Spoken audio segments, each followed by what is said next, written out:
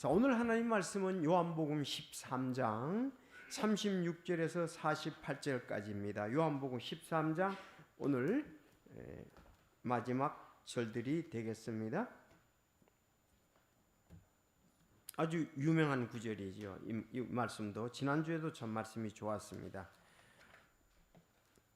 자, 다 같이 우리 3절이니까 같이 읽겠습니다.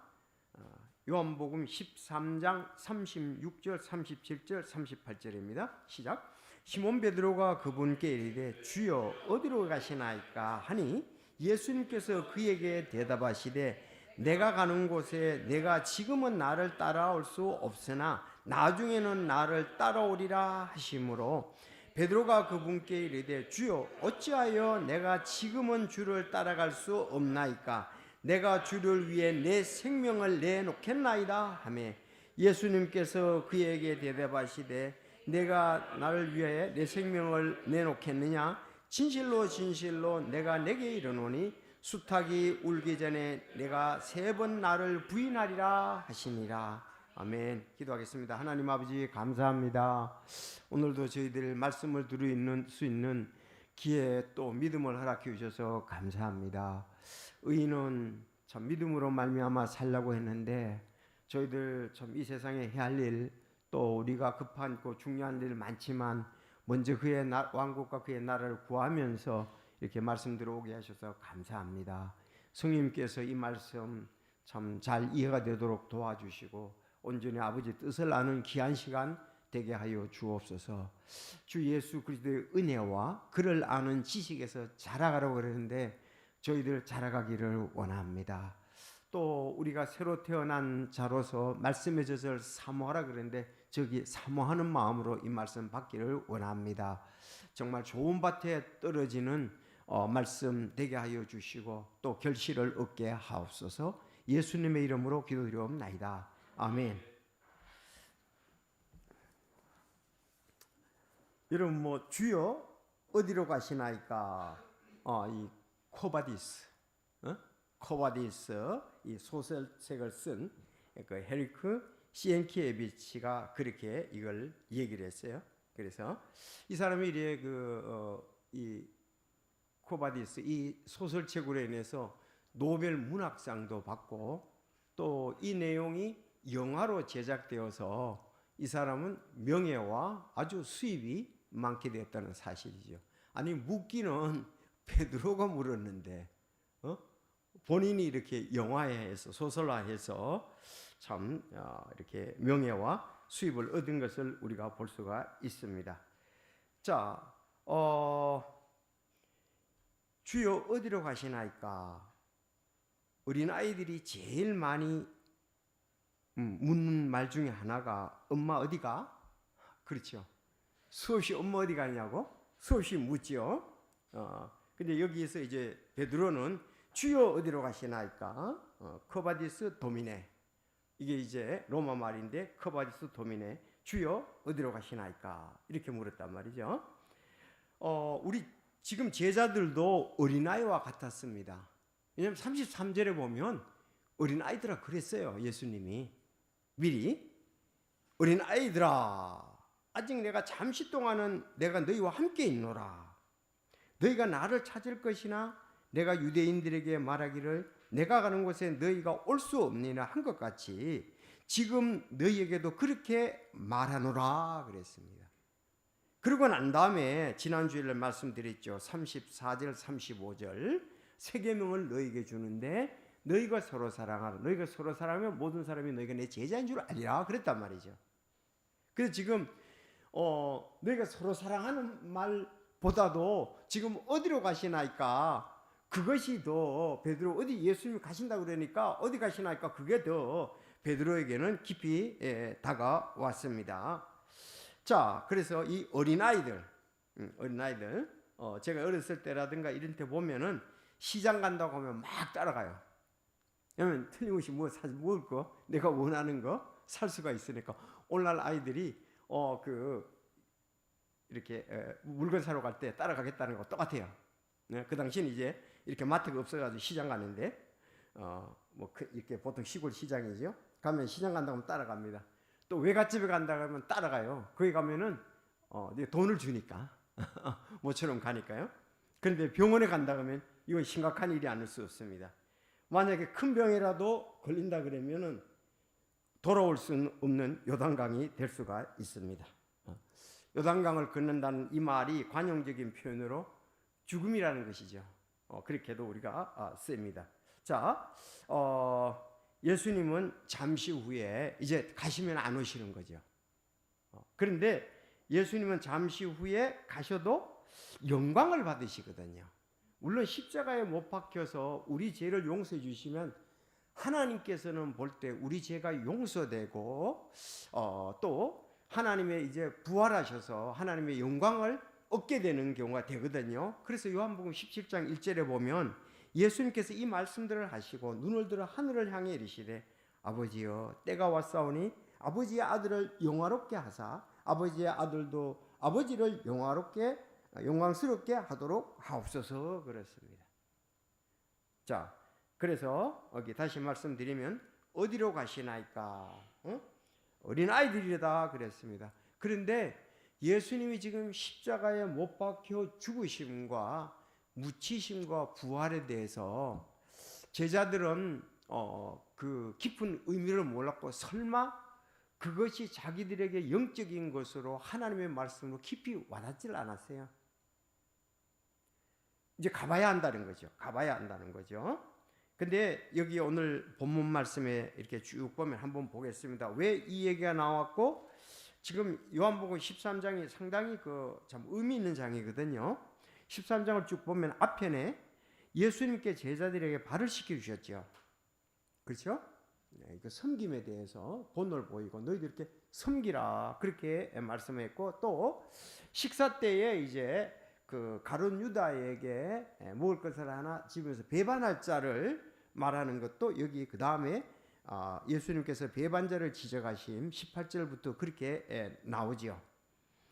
자, 그렇게 하고서 새 명령 그랬습니다. 새 명령. 내가 너희를 사랑한 같이 너희가 서로 사랑하라 그랬습니다. 새 명령.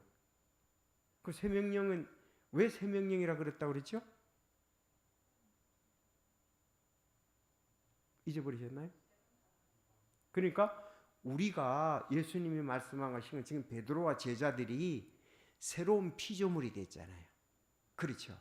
고린도후서 5장 17절 그런 점 누구든지 그리스도 안에 있으면 새로운 피조물이라 그랬습니다. 새로운 피조물에게는 새 명령이 중요한 거예요. 그럼 제자들은 전부 다 새롭게 되었으니까 새 명령 너희들이 서로 사랑하라. 구약의 율법에서도 사랑하라는 말씀이 있어요.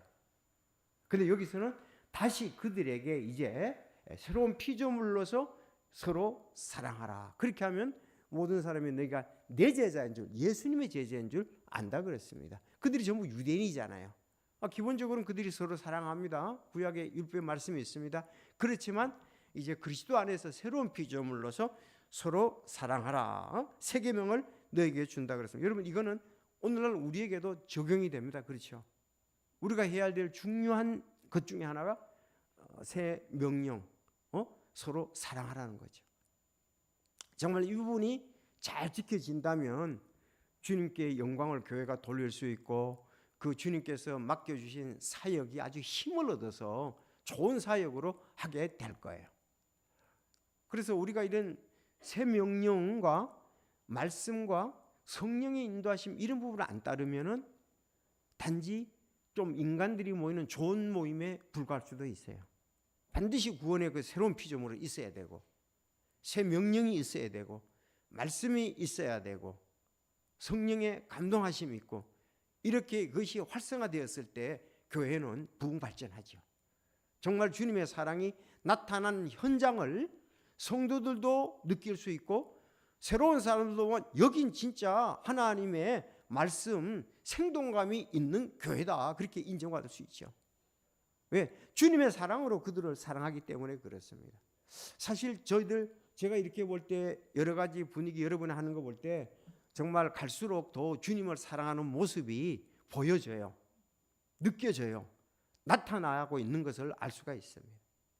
새로운 영혼들 어쨌든 그를 구령시키기 위해서, 말씀 안에서 성장시키기 위해서, 하나님의 뜻을 행하도록 하기 위해서 우리 자신들을 아름답게 살아내는 희생물로 드리는 모습들이 보인다 이 말입니다. 자, 그래서 서로 사랑하라 그랬습니다. 그러면 모든 사람이 내 제자임을 알리라 그러는데, 우리가 사랑을 해서 믿지 않는 사람들이 서로가 제자인 걸, 저긴 주님의 제자다, 정말 저기는 핏값으로 샀다, 그런 것이 보여져야 되는, 열매가 나타나야 되는 것이 교회다, 그렇게 볼 수 있습니다. 이게 아름다운 거죠. 자, 그러면서 이제 예수님이 이제 36절에 말하는 거예요. 왜?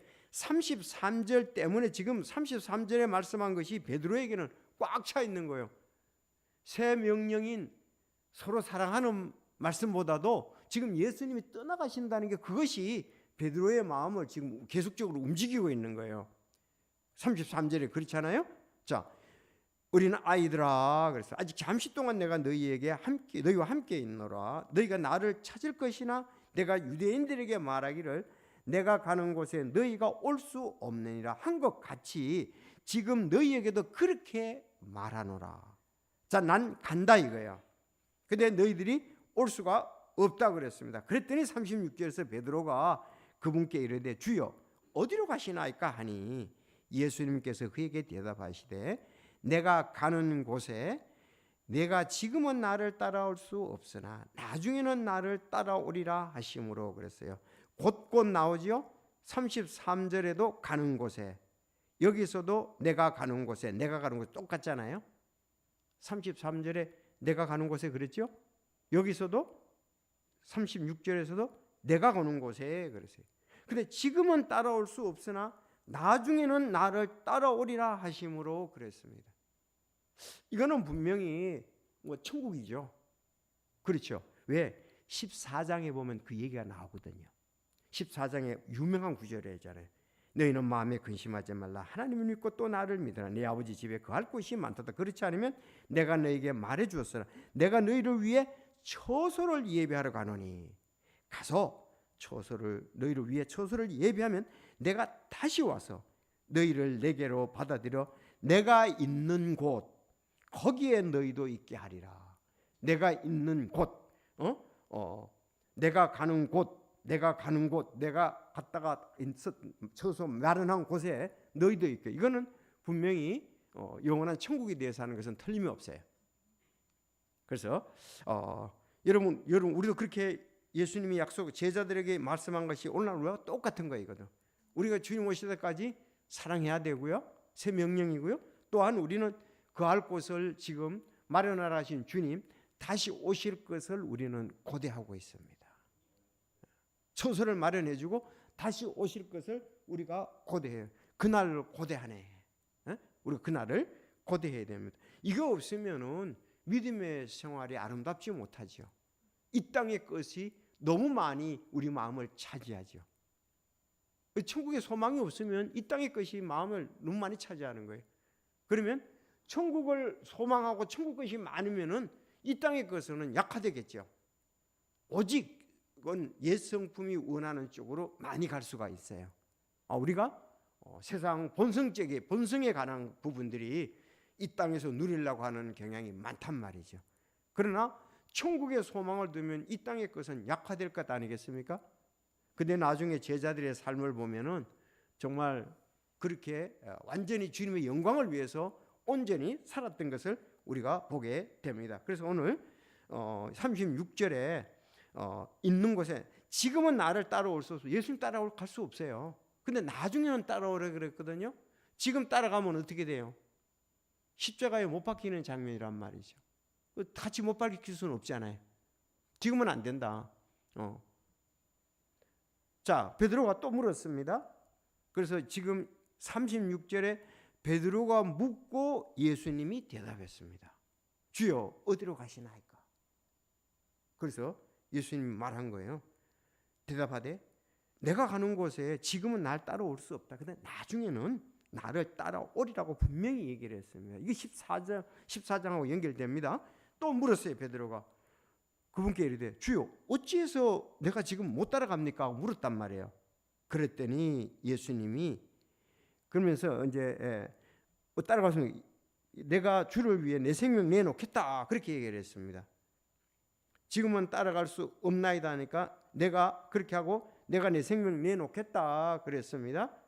자, 여러분 이렇게 얘기할 때에 우리가 이미 예수님께서 3번이나 자기의 것을 얘기를 했던 것을 우리가 보게 되는 거예요. 그건 조금 이따가 볼게요.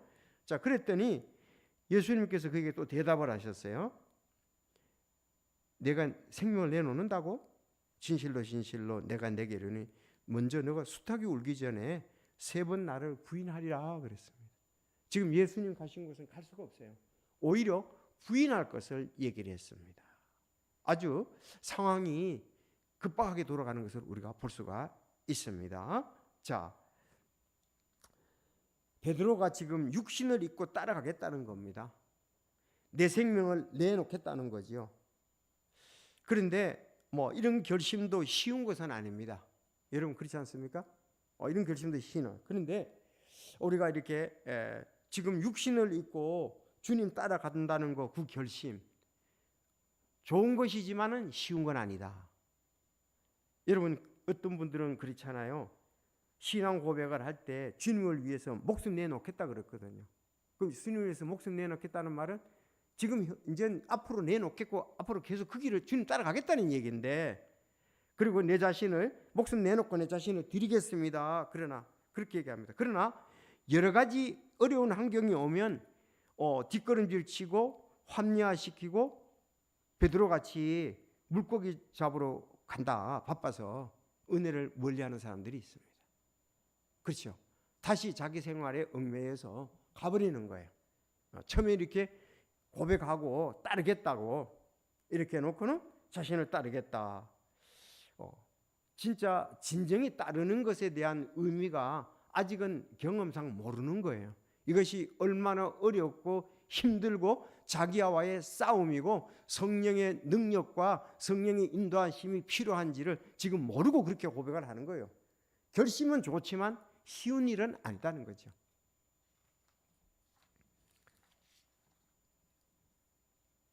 자, 그런데 이제 우리가 여기 어린 아들 같이 베드로가 그렇게 얘기를 했어요.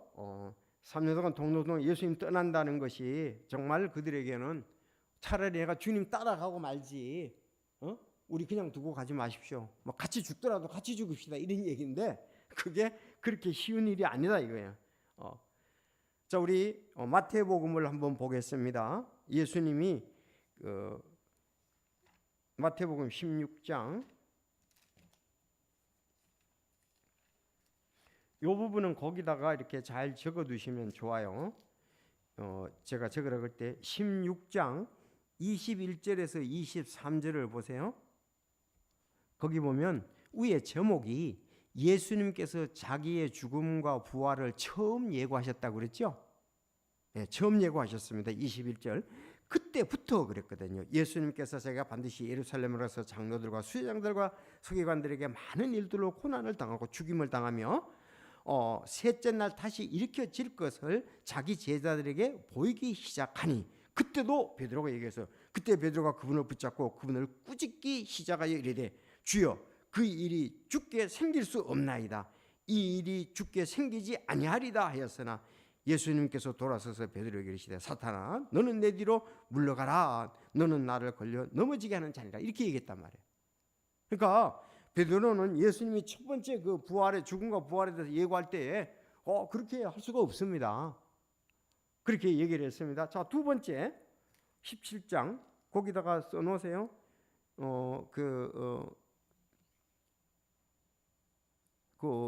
보이기 시작하니죠.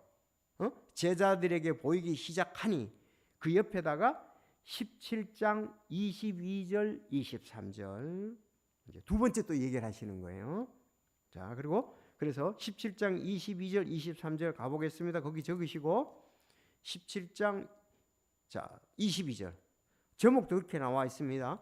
왕께서 자신의 죽음과 부활을 다시 예고하신 두 번째라 이 말입니다. 그래서 22절에 그들이 갈릴리에 거할 때에 이제 장소가 달랐어요. 예수님께서 그들에게 이르시되 사람의 아들이 배반을 당해 사람들의 손에 넘어가 그들에게 죽임을 당하고 셋째 날 다시 일으켜지리라 하시니 그들이 심히 근심하더라 그랬습니다. 처음에 할 땐 베드로가 그럴 수 없습니다. 근데 여기 이제 근심을 했다 그랬습니다. 자, 근심하더라고 옆에다가 또 20장 17절에서 19절 쓰세요. 자, 세 번째입니다. 20장 가보겠습니다. 그거 쓰시고 20장 17절에서 19절 이제 큐티 이제 할 때 나와요. 20장 17절. 예수님께서 예루살렘으로 올라가실 때 길에서 12제자를 따로 데려가다가 그들에게 이르시되 보라 우리가 예루살렘으로 올라가노나 사람의 아들이 배반을 당해 수제장들과 서기관들에게 넘겨지매 그들이 그를 정죄하여 죽게 하고 이방인들에게 그를 넘겨주어 조롱하며 채찍질하고 십자가에 못 박게 할 것이요 셋째 날 그가 다시 일어나리라 하시니라. 그래서 세 번째 예고를 하셨습니다. 예수님은 내가 고난받아 죽고 셋째 날 다시 일어난다. 내가 고난받아 죽고 내가 고난받고 죽고 셋째 날에 일어난다. 이렇게 세 번 얘기를 하셨습니다. 자, 그러면 이 상황의 정황을 볼 때 오늘 본문은 이거 다음에 지금 얘기하시는 거예요. 순서적으로 사복음서를 볼 때. 그래서 이제 또 다시 이제 예수님께서 내가 간다고 하니까 내가 가는 곳에 너희가 함께 오지 못한다. 그랬을 때 지금 묻는 거예요. 그때 이렇게 요거는 이제 직전이에요. 직전. 자, 이렇게 해서 예수님께서 죽음과 부활을 얘기하셨다 그랬습니다. 우리는 이런 말씀이 참 진리에서 중요하다고 믿습니다. 여러분 그렇지 않습니까? 자기 죽음에 대해서 정확히 아는 사람이 누구 있습니까? 아무도 없습니다. 그럼 예수님이 어떻게 알으셨을까요? 당연히 구약에 지금 그 메시아에 대한 부분들이 자기를 통해 이루어질 것을 아셨기 때문에 지금 말씀을 하시는 거예요. 자기는 메시아이고 내가 하나님께서 보내서 하나님 뜻을 행하러 왔다고 그랬잖아요. 예수님은 다 일어날 일을 다 아시는. 그러니까 예수님이 우리가 하나님의 아들 메시아라고 믿을 수밖에 없는 거예요. 이런 설교를 듣고 성경을 읽을 때마다 우리는 감동을 받고 확신을 가져야 돼요.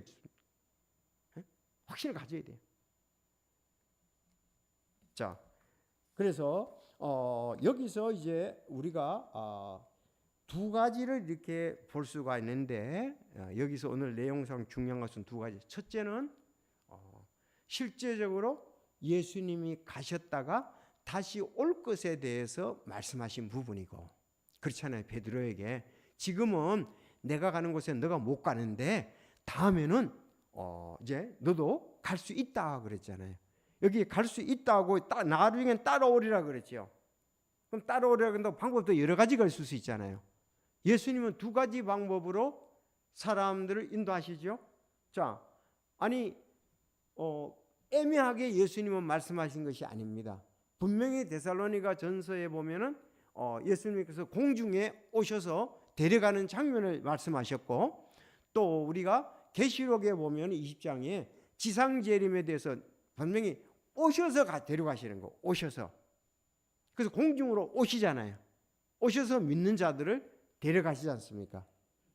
그래서 예수님은 이 땅에 오신다는 거죠. 네, 처소를 마련하고 그 부분에 대해서 여기 또 하나는 이제 여기 장소적 측면을 지금 말씀을 하신 거고, 또 하나는 사역적 측면에 우리가 원리와 교훈을 받을 수가 있습니다. 사역적인 측면에서. 자, 보세요. 이 육신적인 열심으로는 주님을 따를 수 없다는 교훈과 원리들을 우리가 발견할 수가 있어요. 지금요, 베드로는 12제자 중에 베드로만큼 결단력 있고 용감한 제자는 없었습니다. 그러다 보니까 그가 실수도 많이 하는 거예요. 좀 전에 처음에 그 자기의 고난과 죽음과 부활에 대해서 말씀할 때 뭐라 그랬어요? 사단아 물러가라 그랬잖아요. 자, 그렇게 이 얘기를 하셨습니다. 그리고 성전에 세금 내는 문제에 대해서도 주님께 물어보지도 않고 내겠다고 그랬잖아요. 그런 부분들. 또 아까 십자가를 진다는 것에서 말려고 뒤로 물러가는 책망도 듣기도 하고, 잡으러 온 대제사장의 종 말고의 길을 되기도 했습니다. 예수님이 그걸 이제 붙여주셨죠. 자, 그리고 오늘 보니까 잡히시던 밤에 3번이나 예수님을 부인할 것에 대해서 말씀을 하고 있습니다. 자, 여러분, 인간적으로 열심히 있고 베드로는 헌신적이었고 주님을 가고도 대단했지만 이것만으로는 주님을 제대로 따를 수가 없습니다. 여러분, 우리의 열정, 결단, 각오 이것만으로는 주님을 제대로 따를 수가 없다 이 말입니다. 주님을 따를 때에 열심히 없는 것도 문제예요. 그렇지만 우리에게는 더 필요합니다. 뭐가 필요합니까? 성령의 인도하심, 말씀의 인도하심이 더 필요하다는 거예요. 자, 베드로를 이렇게 다시 한번 여기 모세도 그랬습니다. 모세도 나이 40에서 좋은 것이었죠. 이 왕궁에서 이제 나와서 왕궁에서 한번 밖을 보러 이제 시찰하러 나왔다가 이스라엘 백성들이 이렇게 이집트 사람과 싸웠잖아요. 그때 40대 자기 백성들을 돌아보려고 그랬습니다. 근데 그건 뭘 했습니까? 자신이 이제 애굽에서 참 문무를 겸비하면서 다 모든 것을 배웠잖아요. 그렇게 자기 이제 할 수 있다고 생각해요. 40까지 했으니까 태어나서부터. 그런데 거기에서 그래서 사람을 죽고 묻히고 이래서 결국은 광야로 도망을 갔잖아요. 거기서 40년간 잘 훈련을 받았습니다. 내가 배운 것이 이게 아무것도 아니다. 나는 진정 주님의 도우심과 주님의 능력이 필요하다. 쉽게 말하면 내가 죽고 그리스도 안에서 사는 내가 됐을 때에 제대로 쓰일 수가 있다는 거죠.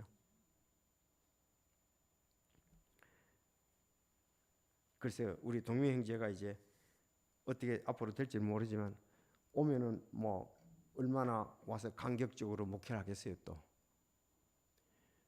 근데 막상 와서 많이 죽어야 돼요. 자기도 미국에서 배운 게 그대로 익히는 게 아니거든요. 아무리 잘 배웠다 할지라도 다 마찬가지예요. 신학교에서 배운 것이 성령의 감동으로 여기 막도록 잘 지혜롭게 이렇게 돼야 이렇게 쓰이지 그대로 그렇게 쓰이는 경우가 환경마다 다 달라요. 정말 성령의 인도하심, 말씀의 인도하심이 더 아름답게 좋은 열매를 맺죠. 육신적인 것은 육신적으로 하면은 서로 내 힘으로 하려고 그러면 내 힘만 의지하면 패할 수밖에 없다 그랬잖아요.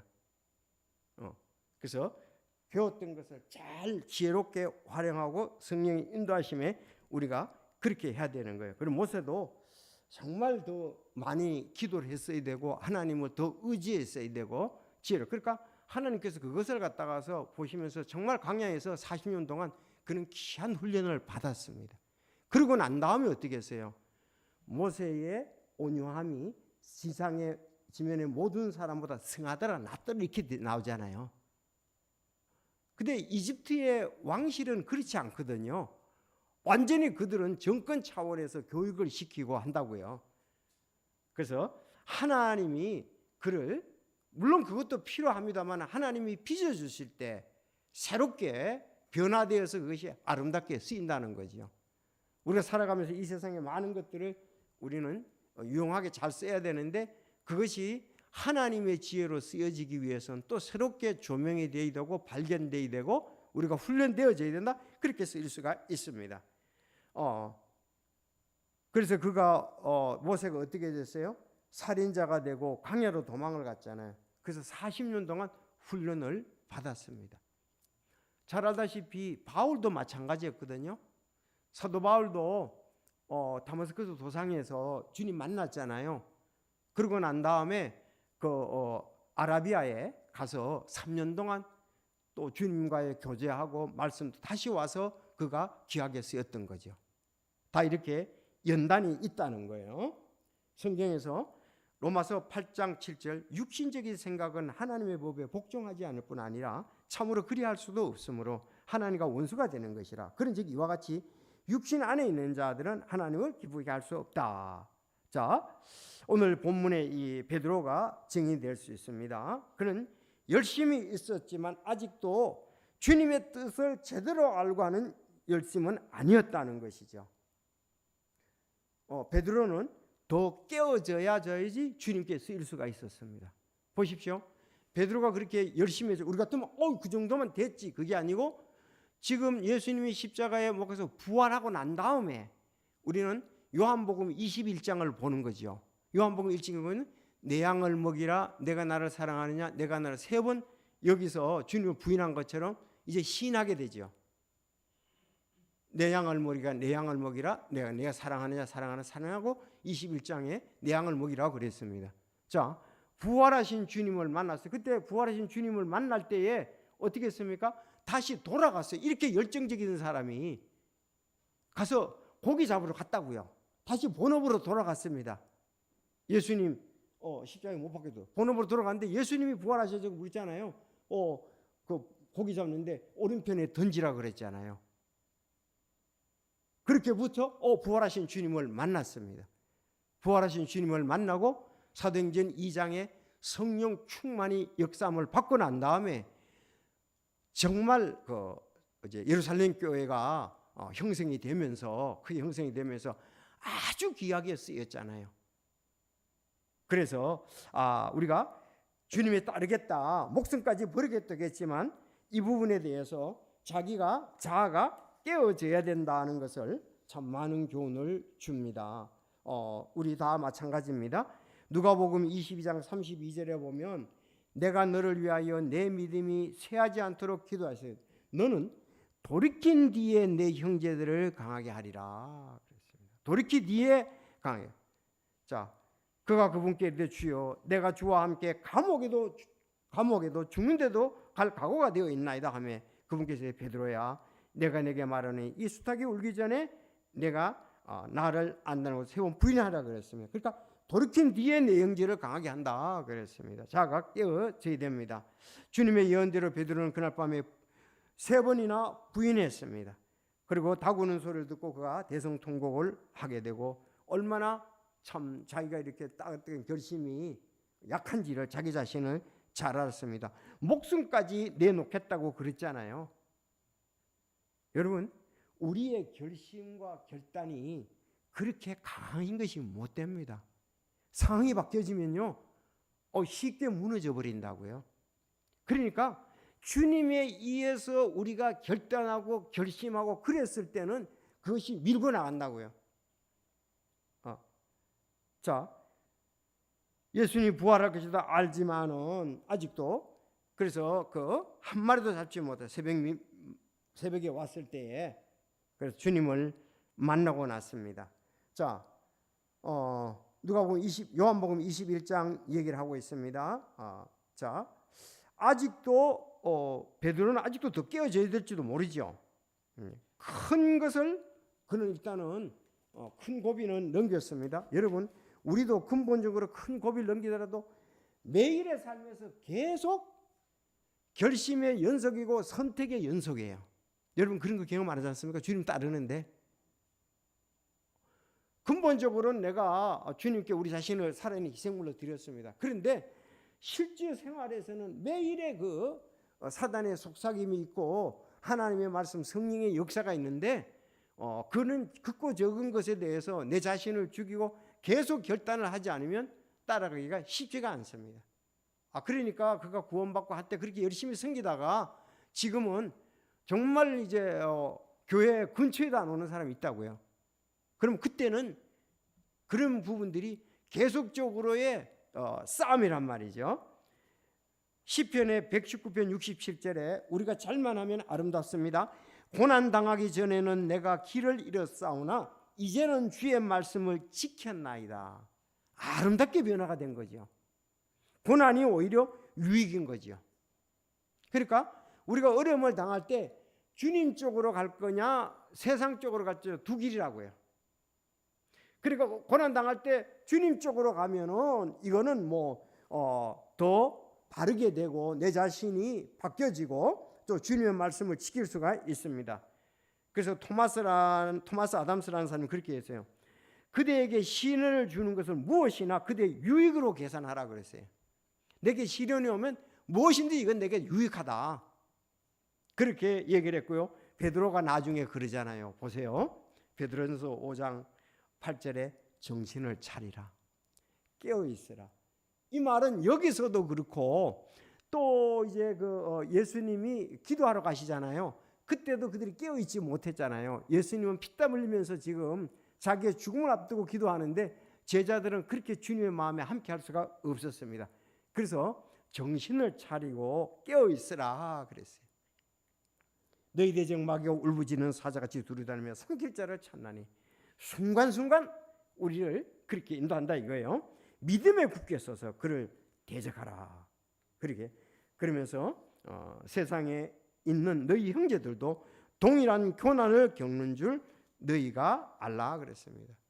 우리가 쉬운 길로 가지 말고 주님이 원하시는 길로 가라 이 말이에요.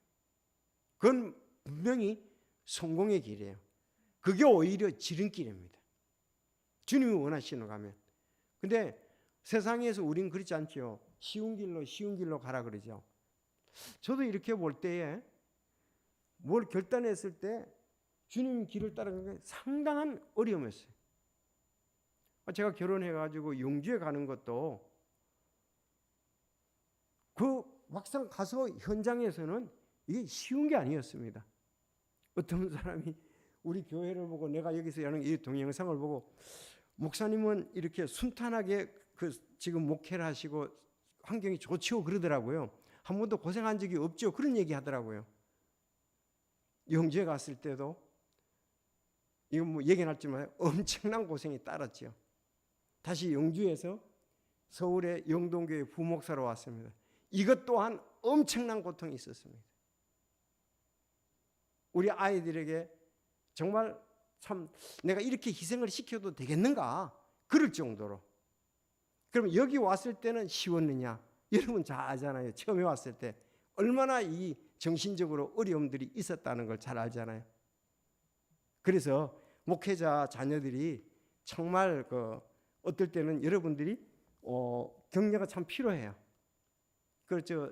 찬미자매하고 대화를 해보니 그러더라고요. 참 목회자 자녀이기 때문에 당하는 또 아버님이 요구하는 요구가 있고 세상 친구들하고의 자기 개인적인 그런 게 있고 이게 쉽지가 않다는 거죠.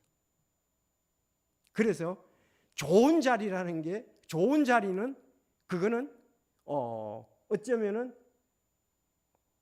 좋은 자리가 아닐 수가 있어요. 좋은 자리라는 게 없어요. 사역에 어디 좋은 자리 있습니까? 계책은 계책대로 나름대로 어렵고요. 있던 이미 주어진 그 교회는 그 나름대로의 또 똑같이 어려움들이 다 있는 거예요. 정말 그런 거 없이 됐다 그러면 그야말로 평탄한 길을 가는데 거기에서는 그렇게 참 서로들이 힘써서 해야 될 부분이 오히려 약한 면도 있다고요. 뭐 다음에 이제 개인적으로 교제할 수가 있으면 이제는 그런 것에 대해서 얘기할 기회가 있으면 그 이루 말할 수가 없죠.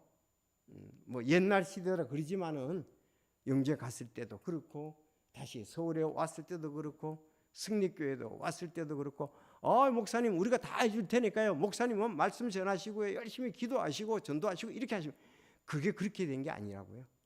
베드로도 그렇게 된 적이 없고요. 여기 성경의 인물들이 왜 이건 계속적으로 육신과의 나 자신과의 싸움이고 환경과의 싸움이고 사탄과의 싸움이에요. 그래서 오늘 이 베드로의 이것을 보면서 정말 더 중요한 건 뭐예요? 내가 깨어지는 것이 더 중요하다. 내가 쪼개지고 내가 빚어지는 것이 더 중요하다는 걸 지금 보여주는 거예요. 정말 나중에 그래서 베드로가 그랬잖아요. 우리 선조들이 대부분이 그랬다고 여기에 지금 말씀을 하고 있잖아요. 동일한 고난을 겪는 줄 너희가 아니니라 그랬어요. 내가 안 겪으면 다른 사람이 겪은 거예요. 맞죠? 아니 내가 고난을 안 겪으면 누군가로 고난을 겪은 자리에 내가 서 있는 거라고요. 누군가 희생을 지불한 자리에 내가 서 있는 거예요. 그래서 오늘 베드로의 이 모습을 보면 베드로가 이제 물고기 잡으러 간다고 해서 갔지만은 주님이 또 그를 사랑하고 그와 함께 했다는 걸 알고 또 그를 인도하시고 격려하고 다시 세워줘서 양을 먹이도록 하고 성령 정말 베드로가 얼마나 귀하게 쓰였습니까? 그렇죠. 그런 연단 없이 귀하게 쓰일 수가 없습니다. 마찬가지로 모세도 연단 없이 기약에 쓰인 경우가 없고요. 다윗도 연단 없이 기약에 쓰이지 않아요. 성경에 있는 다 그래요.